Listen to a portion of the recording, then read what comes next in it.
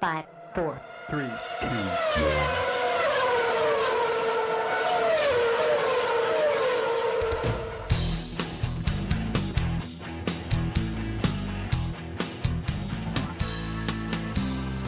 Bonjour à tous, ravi de vous retrouver, l'Afterlap, l'épisode 32. On va jeter cette semaine un petit coup d'œil dans le rétro. Je vais être très content de vous raconter l'édition 1956 des 24 heures du Mans. Alors pourquoi j'ai décidé de vous raconter cette année-là ? Eh bien c'est parce que l'annonce du report des 24 heures du Mans pour l'année 2020 récemment, ça aura lieu théoriquement donc les 19 et 20 septembre, eh bien m'a fait repenser à cette édition 56. Alors on sait qu'en 68, c'est très connu, on a disputé les 24 heures du Mans au mois de septembre, mais on se souvient moins qu'en 56, on a aussi repoussé les 24 heures du Mans qui ont eu lieu les 28 et 29 juillet 1956. Alors il y a évidemment une bonne raison à cela, je vais vous en parler dans quelques instants. Mais donc voilà, ça a été aussi une édition qui a été reportée. C'était la 24e édition, donc là aussi chiffre un petit peu symbolique. Donc je me suis dit, allez, tous les ingrédients sont réunis. Vous allez voir que c'était une édition qui n'a pas été de tout repos. Donc c'est ça le sommaire aujourd'hui de l'Afterlap. Laurent-Frédéric Bollet, je suis ravi vraiment de vous retrouver. For days before the race, the pits are the scene of great activity, and nowhere are they busier than in the Jaguar pits. For Jaguars have a proud record in this great endurance test. Number one driver, Mike Hawthorne, last year's winner, climbs in with our microphone attached to his chest so that he can bring you a running commentary as he races round the course. La voix que vous venez d'entendre, c'est celle d'un journaliste anglais qui nous présentait un reportage où on avait installé une caméra embarquée sur la Jaguar de Mike Hawthorne. Et ce dernier nous offrait un tour du circuit du Mans. C'est une vidéo qui est visible sur YouTube. En tout cas, c'est dire qu'à l'époque, il y avait déjà des moyens télé assez importants. Il y avait déjà des caméras embarquées assez impressionnantes. Et ça veut dire aussi que c'est l'équipe Jaguar qui était bien sûr la grande favorite. Allez, juste pour replacer le contexte. Pourquoi ces 24 heures du Mans 56 ont été reportées ? C'est évident. C'est bien parce qu'il y a eu ce terrible accident l'année d'avant, donc le 11 juin 1955, vous connaissez tous cette histoire, 81 morts, moi c'est le chiffre désormais que je considère comme officiel, même si parfois j'ai entendu qu'il pouvait y en avoir un petit peu plus, en tout cas bon, ça a été absolument terrible. L'avenir de la course automobile en général a vraiment été en danger. On s'est évidemment posé la question à tous les niveaux, même gouvernemental français, si les 24 heures du Mans devaient continuer à exister. C'est le cas, donc il y aura bien une 24e édition en 56.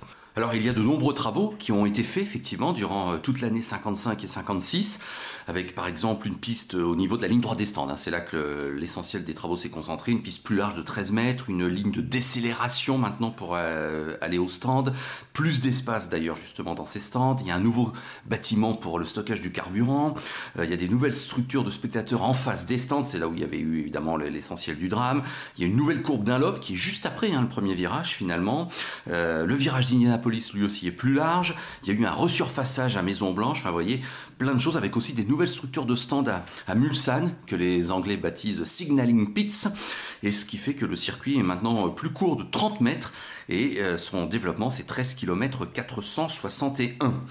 Alors ces travaux donc ont pris un petit peu de retard, voilà pourquoi on n'a pas été prêt pour la mi-juin 56, et voilà pourquoi donc les 24 heures du Mans ont été reportés au dernier week-end de juillet.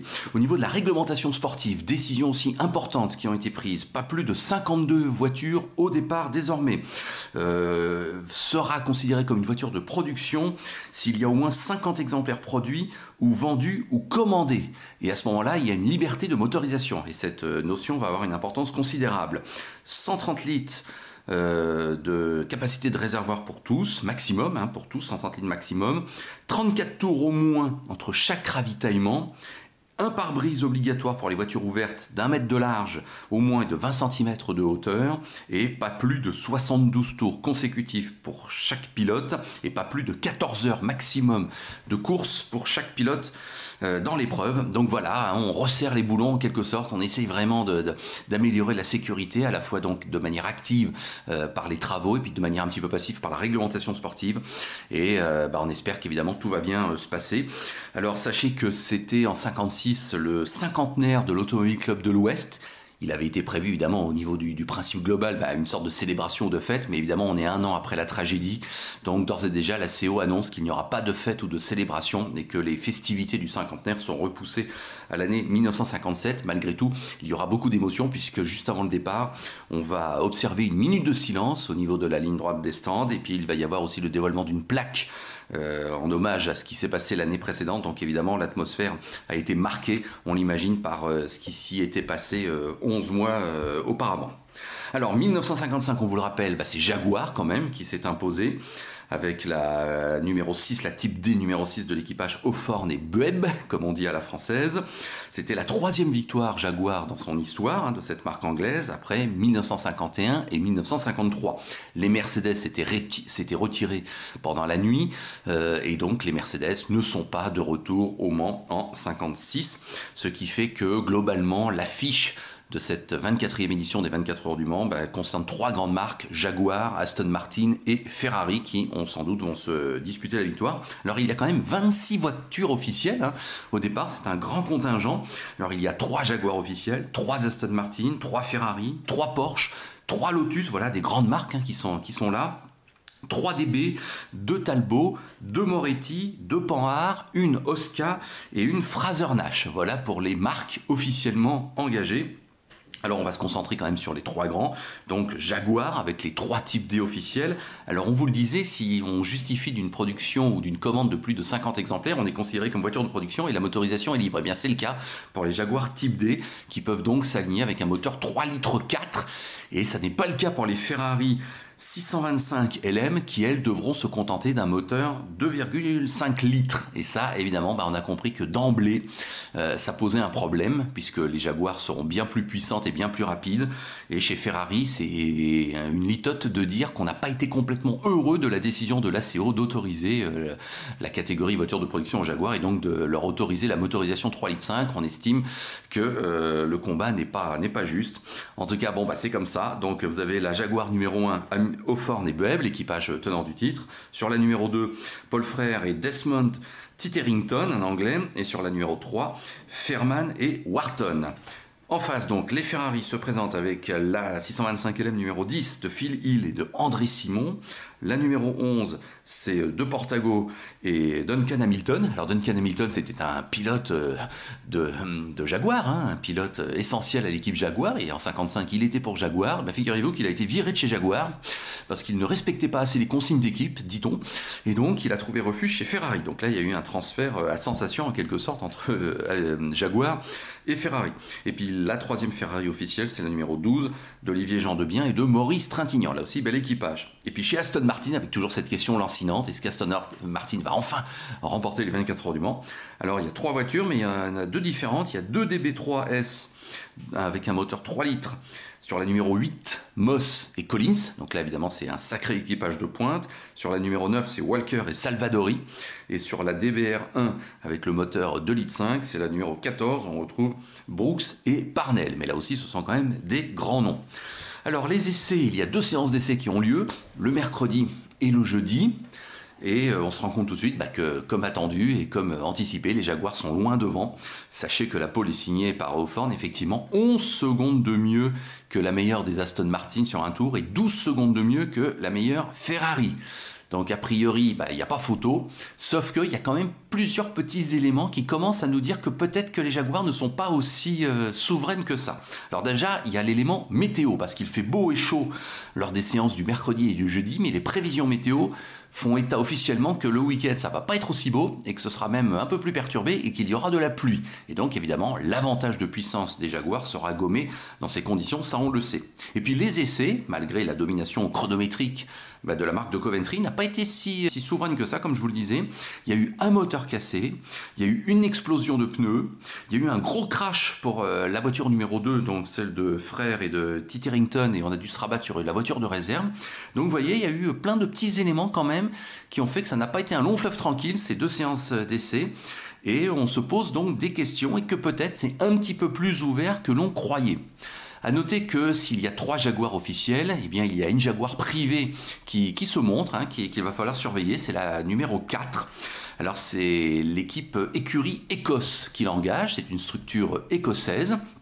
et elle a récupéré en fait un châssis officiel Jaguar qui s'appelle le XKD 501 et qui lui a été revendu après Le Mans 55. Donc voilà, c'est une Jaguar qui a été officielle, qui est maintenant privée, avec cette structure écossaise qui a l'air d'être assez professionnelle et bien organisée, et ça peut effectivement être une force supplémentaire pour Jaguar s'il devait y avoir du souci du côté des voitures officielles. On se retrouve donc le week-end, donc je vous l'ai dit, 28 et 29 juillet, date inhabituelle, mais le public est au rendez-vous. Ça, c'est une bonne nouvelle évidemment pour l'Automobile Club de l'Ouest et la fidélité aux 24 heures du Mans. Malgré la tragédie de l'année passée, eh bien, les spectateurs répondent présents. On estime qu'il y a eu 250 000 spectateurs sur l'ensemble des 24 heures du Mans 1956, donc c'est un succès populaire indéniable. Et il y a en fait 49 voitures au départ. Alors, le début de course va être absolument incroyable, c'est aussi pour ça que je voulais vous raconter cette histoire. Alors voilà ce qui s'est passé, donc le départ est donné en épi, bien évidemment, on est toujours dans ces années où les pilotes doivent courir, traverser la piste pour aller s'installer dans leur voiture, et à ce petit jeu-là, il y en a un qui est vraiment plus fort que les autres, qui y va à fond et qui ne perd pas de temps, qui veut absolument être en tête, c'est Stirling Moss. Donc Stirling Moss prend le meilleur départ au volant de l'Aston Martin numéro 8, et c'est lui donc qui passe sous la courbe Dunlop, sous la passerelle Dunlop, en tête. Sauf que ça va pas durer très longtemps, puisque dans la ligne droite des Hunaudières, donc quelques kilomètres plus loin, eh bien changement de leader, et effectivement Mike Hawthorne, qui a pris le départ au volant de la Jaguar numéro 1, prend le commandement, double Stirling Moss, et donc à la fin du premier tour, le leader, c'est bien la Jaguar numéro 1. On passe tout de suite au troisième tour, donc on est quelques minutes seulement après le départ, et là va y avoir un coup de théâtre absolument incroyable, puisqu'il va y avoir un carambolage, carrément, il n'y a pas d'autre mot à employer, dans les S après la courbe Dunlop. Et ça va concerner des noms très importants. Dans un premier temps, c'est Paul Frère qui part en toupie. Donc Paul Frère, on vous le rappelle, il est sur la Jaguar numéro 2 parce qu'il y a un petit crachin qui est en train de tomber sur le circuit du Mans. Donc ça, au niveau de l'adhérence, c'est pas ça du tout. Donc Paul Frère perd le contrôle de sa Jaguar numéro 2. Donc il part en toupie. Il est heurté par Fairman qui lui, donc on vous le rappelle, est bien sur la Jaguar numéro 3 qui le suivait, et lequel est aussi heurté par Alfonso de Portago qui lui est au volant donc de la Ferrari numéro 11, ce qui fait que ces trois voitures sont impliquées, 2 Jaguars et une Ferrari officielle, et en fait ça sera terminé pour ces 3 voitures. Et oui, incroyable mais vrai, dès le troisième tour il y a 3 voitures officielles au tapis, même si pour certains on essaie de continuer, et puis il y en a une qui rentre même au stand, en fait aucune ne pourra repartir. Donc vous vous rendez compte, 10 minutes de course, 3 tours de course seulement, et déjà 3 voitures officielles, dont 2 Jaguars qui sont au tapis. Donc évidemment, ça offre un visage totalement nouveau à cette course. Tout est complètement relancé, c'est une évidence. Surtout que, écoutez bien, au 5e tour, donc là on est que moins de 10 minutes plus tard, et on est à un quart d'heure de course, pas plus. Au 5e tour, Mike Hawthorne s'engouffre dans les stands. Évidemment, au bout de 5 tours, ça n'était pas du tout prévu. Il y a des problèmes de court-circuit sur la Jaguar numéro 1. Alors, il y a eu plusieurs arrêts qui ont eu lieu pour cette Jaguar numéro 1 qui est en pleine perdition. Donc, elle va repartir, elle va s'arrêter de nouveau. Le problème, il est certes identifié, mais on n'arrive pas à le résoudre. En fait, il va y avoir 21 tours de perdu pour cette voiture, donc dès le début. Elle est 29e seulement à la fin de la première heure. 41e seulement à la fin de la 2e heure et 42e à la fin de la 3e heure. Donc on a compris que sur les 3 Jaguars officiels, dès le début de course, c'est fini pratiquement, puisqu'il y en a 2 qui ont été éliminés sur accident et il y en a une autre qui se traîne misérablement dans les tréfonds du classement suite à des problèmes mécaniques. Donc évidemment, ça bouleverse totalement la course, et c'est bien ce que l'on se disait. Peut-être que ça sera pas si facile que ça pour les Jaguars. Là, c'est carrément même une malédiction qui est en train de tomber sur la marque anglaise.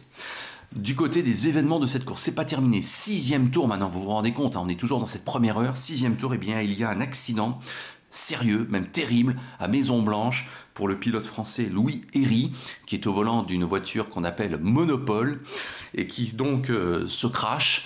Il est évacué en ambulance et il décède, hélas, pendant son trajet en ambulance vers l'hôpital du Mans. Donc une nouvelle tragédie, il faut bien le dire, qui a lieu aux 24 heures du Mans, donc ça c'est vraiment terrible. Alors Louis Herry, c'était un garagiste établi à Nantes, concessionnaire également. Et donc il n'a pas survécu à ses blessures. Donc les 24 heures du Mans 1956, un an après les 81 morts du terrible accident, eh bien on s'en souvient pas, mais il y a bien eu aussi un décès officiel durant cette course. Donc voilà, il faut se souvenir du pauvre Louis Herry et lui rendre hommage. Alors un point sur le classement, nous sommes au 7e tour maintenant. Donc je vous ai parlé de cette fameuse Jaguar numéro 4 de l'écurie Écosse. Et bien c'est elle qui récupère la première place. C'est Ron Flockhart qui à ce moment-là est à son volant, il a pris le départ. Et en fait on va avoir une superbe bataille dans cette course à partir de là, entre cette voiture, donc la Jaguar numéro 4 et l'Aston Martin numéro 8, celle de Stirling Moss et de Peter Collins. Donc celle-là elle a survécu à tous les problèmes et donc ça va être un jeu un peu du chat et de la souris entre les deux voitures qui vont s'échanger la première place au fur et à mesure des arrêts au stand et au fur et à mesure des heures. Peu avant 22h, donc vous avez compris que la première heure a été absolument dingue. Après ça va un petit peu se calmer, il va bien y avoir cette bataille entre les deux, entre la Jaguar 4 et l'Aston Martin numéro 8. Mais nouvel événement, peu avant 22h, il y a un accident pour la Ferrari de Fernand Tavano qui va être heurté par la Porsche de Helm Glöckler. Alors si on vous parle de ça, c'est parce que c'est un fait assez important dans la course, dans la mesure où il va y avoir une jambe cassée quand même pour ce pilote, Helm Glöckler, donc c'est à signaler quand même. Et puis il va y avoir surtout dans cette nuit une alternance entre donc la pluie et des conditions plus sèches. Alors on l'a compris, avantage à l'Aston Martin avec deux pilotes qui sont vraiment des fusées lorsque la piste est mouillée. Et avantage à la Jaguar lorsque ça redevient sec avec deux pilotes qui sont un petit peu moins cotés, Ron Flockhart et Ninian Sanderson. Je vous avais pas encore donné le nom du deuxième pilote de cette Jaguar numéro 4, donc c'est Ron Flockhart d'un côté et c'est Ninian Sanderson de l'autre, donc c'est sûr ce ne sont pas des pilotes qui sont de niveau de Stirling Moss et de Peter Collins, mais enfin ce sont quand même deux valeureux et deux excellents pilotes. Et donc ils s'en sortent un petit peu mieux lorsque c'est sec, mais Moss et Collins reprennent le pouvoir lorsque c'est mouillé. Et donc effectivement on s'échange un petit peu à toi, à moi, les premières places entre ces deux voitures. Dans la nuit, à noter l'abandon pour la Ferrari numéro 10 de Phil Hill et de André Simon suite à des problèmes de transmission. Et puis vers la mi-course, donc vers 4h du matin, c'est quand même la Jaguar numéro 4 qui prend le pouvoir et on se rend bien compte à partir de ce moment-là que ça devient de plus en plus difficile pour l'Aston Martin de reprendre la première place. Et même s'il y a des alternances un petit peu par rapport à des arrêts au stand, et bien non, c'est toujours la Jaguar qui conserve la première place à ce moment-là. Mais la menace de l'Aston Martin est réelle. Il y a moins d'un tour d'écart entre les deux voitures. À 8h du matin, justement, nouveau pointage. Donc là, l'écart officiel entre les deux voitures est de 3 minutes. Donc 3 minutes d'avance pour la Jaguar. Donc c'est bien cela. Ça n'est pas plus d'un tour, c'est moins d'un tour d'avance. Donc il faut être vigilant. Il ne faudrait pas qu'il y ait un problème pour la Jaguar, mais il y a quand même 3 minutes comme matelas à l'avantage de la Jaguar. Et hélas pour l'Aston Martin, à 9h du matin, eh bien, cette voiture, celle de Moss et Collins, donc, va perdre l'usage du deuxième rapport de sa boîte de vitesse. Donc évidemment, c'est un inconvénient assez notable et donc un problème qui leur tombe dessus. Donc à ce moment-là, on peut commencer à penser que la balance penche maintenant vraiment du côté de Jaguar. Mais alors Jaguar s'en sortirait bien, parce que vous avez compris, les Jaguars officiels, il n'y en a plus. Et heureusement qu'il y avait cette Jaguar privée. Et à 16h, effectivement, à l'heure fatidique, eh bien c'est bien ça, la délivrance, victoire Jaguar via une équipe privée, la fameuse donc écurie Écosse, avec 300 tours au compteur, ce qui est quand même beaucoup moins qu'en 1955. Mais donc voilà, nouvelle victoire Jaguar, donc 4e victoire Jaguar dans l'histoire, cette marque confirmant qu'elle est bien évidemment la plus forte en ces années 50, mais vous serez d'accord avec moi pour dire qu'elle a vraiment eu chaud et que donc cette édition 1956 a vraiment été une édition assez étonnante avec plein de faits, plein de rebondissements et donc certes le résultat il est assez logique, mais on s'attendait pas du tout à ce que ce soit forcément la Jaguar privée qui l'emporte par rapport au Jaguar officiel. Alors quelques petits mots pour conclure quand même, quelques petits mots sur l'écurie Écosse. C'est une équipe qui a été fondée par David Murray et Wilkie Wilkinson en 1951. Elle est basée à Édimbourg. Alors elle a été créée d'abord par Murray pour qu'il puisse s'aligner sur des grands prix de F1. Donc il a disputé 3 grands prix de F1. Le Grand Prix de Grande-Bretagne 52 où il a abandonné, le Grand Prix de Grande-Bretagne 53, à chaque fois c'est le Grand Prix national, et puis 3e et dernière participation en 1955, toujours au Grand Prix d'Angleterre, avec le pilote Leslie Thorne qui s'est classé 14e, même si à 12 tours du vainqueur. Et donc après ces 3 expériences en Formule 1, l'écurie Écosse donc s'est dirigée du côté de l'endurance. Elle a racheté un châssis officiel Jaguar, donc le XKD 501 en 1955. 1955. Elle a aligné donc ce châssis en 1956 et donc, coup exceptionnel, elle a bien gagné les 24 heures du Mans en 1956. Les deux pilotes, donc vous avez d'un côté Ron Flockhart, qui à ce moment-là est âgé de 33 ans.